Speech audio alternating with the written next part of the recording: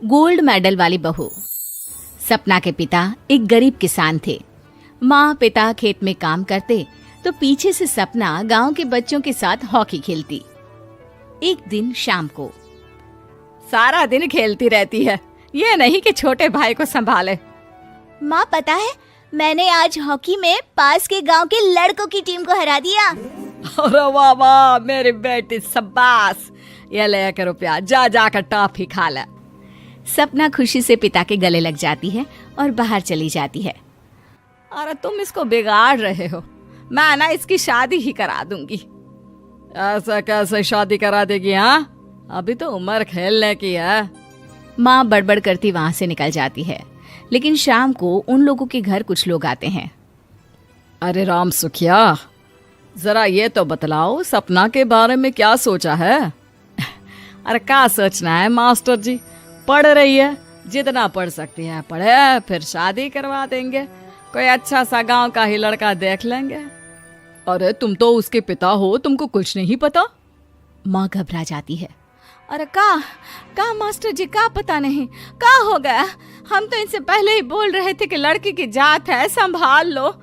अरे भाभी जी, आप भी ना कभी अच्छा भी सोच लिया करो।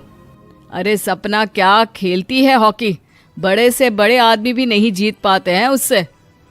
कल गांव में एक टीम आ रही है, लड़कियों की हॉकी खेलने उसे भेज देना, वहां शायद कुछ बात बन जाए। अरे ना मास्टर जी, कोई खेल वेल नहीं करवाना है हम लोगों को, वो भी शहर के लोगों के साथ तो बिल्कुल भी ना। शहर के लोगों को ना कोई भरोसा नहीं होता मास्टर जी। अरे कैसी बात कर रही हो सपना की माँ, बुरा आदमी तो हर जगह मिल जाएगा, उसके लिए शहर का और गांव का। हाँ मास्टर जी, हम लोग तैयार हैं, कल आ जाएगी सपना वक्त से। माँ के लाख मना करने पर भी पिता सपना को हॉकी टीम के लिए भेज देते हैं। शाम को सपना वापस आती है, लेकिन लटके मुंह से। और क्या हो गया, मार खाई हो का? कौन मारेगा हमें? कोई मार वार खाकर नहीं आए। अरे फिर शकल पर 12 क्यों बजे है, बताओगी? देखो माँ, आप समझोगी नहीं, बताकर फायदा क्या है? अरे बिटिया रानी, हम तो समझेंगे ना, हमें ही बता दे। सपना पापा के गले लग जाती है।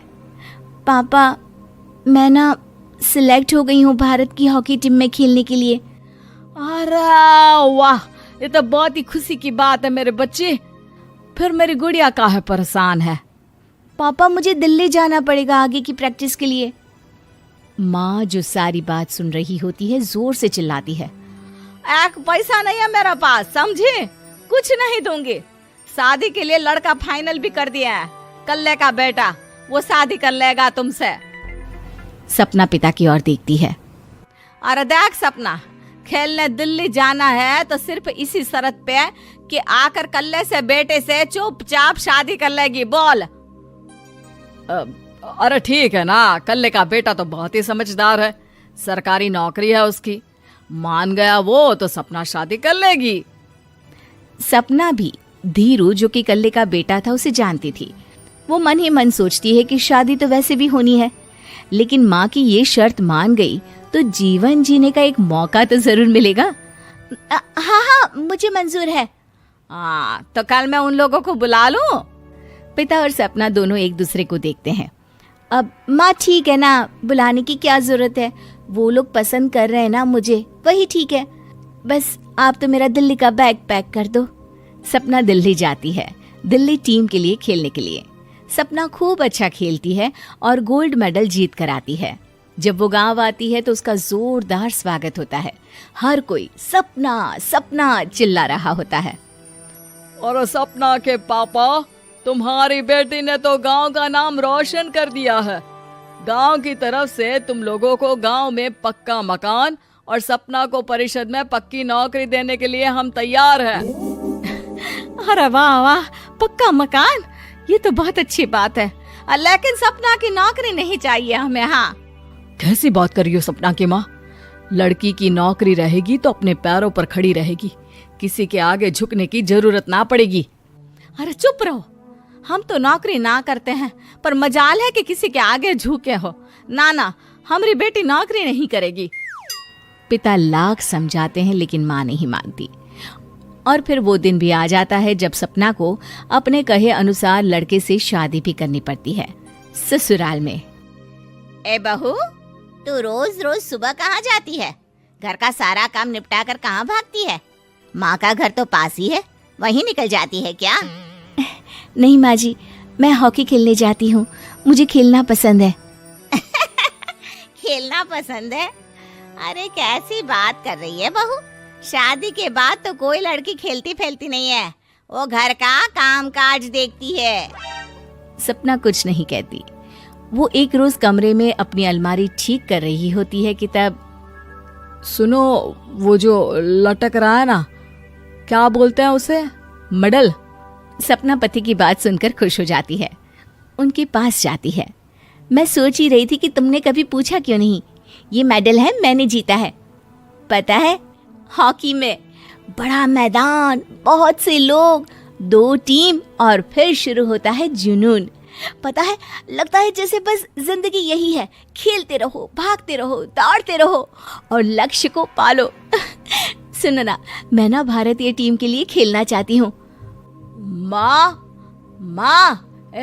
यहाँ तो आ जरा।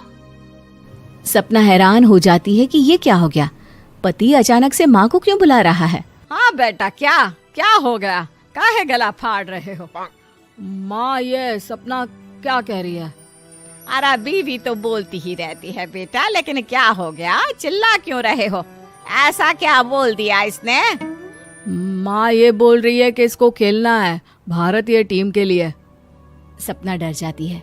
नहीं माँ जी, मैंने कहा कि मैं चाहती हूँ कि वो मैं बोला था ना, शादी के बाद कोई खेलता नहीं, घर का काम काज देखता है, लेकिन फिर भी। नहीं माँ जी, ठीक है, मैं घर का काम देखूंगी, कल से मैं खेलने भी नहीं जाऊंगी, माफ कर दीजिए। सपना पति की तरफ देखती है जो माँ की तरफ देख रहा होता है। उसे गुस्सा तो आता है, लेकिन करती भी तो क्या, सास के सामने कैसे पति की क्लास लगाती।